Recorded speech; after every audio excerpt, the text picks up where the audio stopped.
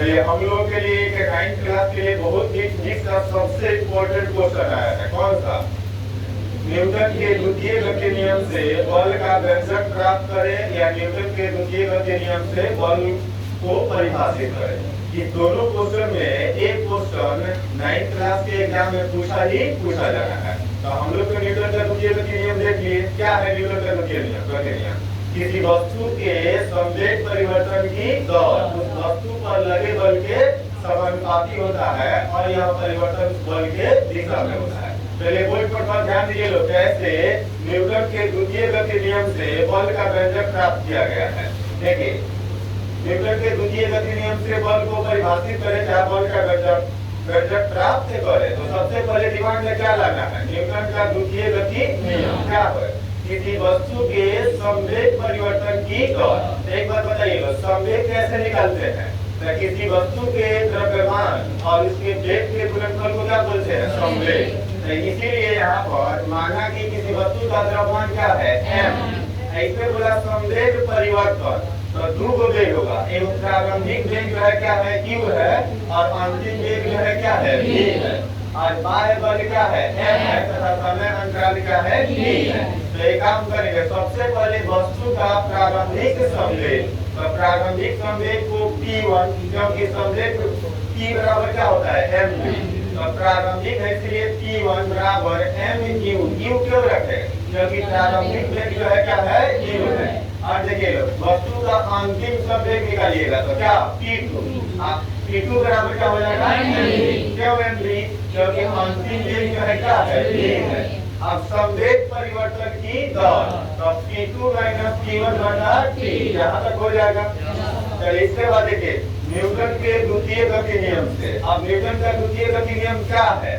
किसी वस्तु के संवेग परिवर्तन की दर उस वस्तु पर लगे बल के समानुपाती होता है। मतलब F के समानुपाती कौन होगा? संवेग परिवर्तन की दर। तो ये जो है संवेग परिवर्तन की दर और बल जो है F है, तो F के समानुपाती का हो गया संवेग परिवर्तन की दर। अब आप लोग को मालूम है F ये जब समानुपाती हटाएंगे F बराबर, तो कोई ना कोई क्या जुड़ेगा? कांस्टेंट, जिसको हिंदी में क्या बोलते हैं? अचल पद। F बराबर अचल पद के रूप में क्या लिए? K। आप P2 माइनस P1 बटा K। यहाँ तक समझ में आया? चलिए इसके बाद अब सीधे हम लोग यहाँ पर आ जाते हैं।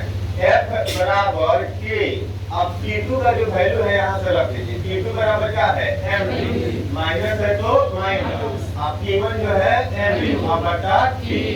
अब देखिए F बराबर K, इस दोनों में कुछ कॉमन हो रहा है क्या? m कॉमन हो गया था। m को बाहर निकाले तो v माइनस q बटा t। तो F बराबर K m। और उसके बाद देखिए v माइनस q बटा t किसका फॉर्मूला होता है?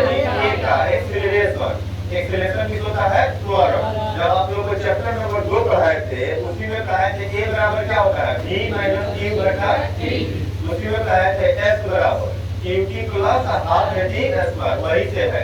तो v माइनस q बटा t के बदला में क्या लिखेंगे? a। तो f बराबर k m a, जहाँ k जो है क्या है जी? अचल पद यानी कांस्टेंट। तो इसको हटा दिए तो f बराबर क्या हो गया? m। जब भी बोलेगा बल का व्यंजक प्राप्त करे तो इतना ही तक। आज जब बोलेगा बल को परिभाषित करे तो इसी बात को परिभाषा के रूप में लिख देना है। कैसे? अतः किसी वस्तु पर लगा बल उसके द्रव्यमान और उसके त्वरण के गुणनफल के बराबर होता है। देखिए अतः किसी वस्तु पर लगा बल उसके द्रव्यमान एवं उसके त्वरण के गुणनफल के बराबर। लेकिन अलग से आया कि इसी का परिभाषा F बराबर m में, अतः किसी वस्तु पर लगा बल का मतलब क्या हो गया? F, और उसके द्रव्यमान का मतलब m, और इसके बीच में क्या छुपा है? गुणा, और ये का मतलब त्वरण। तो वही है अतः किसी वस्तु पर लगा बल उसके द्रव्यमान एवं त्वरण के गुणनफल के बराबर है। एक चीज और भी आप लोग, जब भी आपसे कोई पूछे कि न्यूटन के द्वितीय गति नियम के अनुसार बल क्या है, तो बोलना पड़ेगा किसी वस्तु पर लगा बल उसके त्वरण एवं गुणनफल के बराबर होता है। इस फॉर्मूला पर आप लोगों को न्यूमेरिकल भी बनेगा। कैसे? कि जैसे किसी वस्तु का द्रव्यमान जो है 2 kg है, किसी वस्तु का द्रव्यमान 2 kg है आप उसको फेंके हैं जिसमें त्वरण जो है 4 मीटर प्रति सेकंड स्क्वायर 5 मीटर प्रति सेकंड स्क्वायर, तो उस पर कितना बल लगा है? तो F बराबर m उसमें से क्वेश्चन में से द्रव्यमान निकालिएगा m और ये निकालिएगा त्वरण। और इस पर क्वेश्चन भी आप लोगों से बहुत सारा बनवाएंगे अभी जो ये सब चीज कंप्लीट हो जाएगा, इसको कंप्लीट कर लीजिएगा लोग।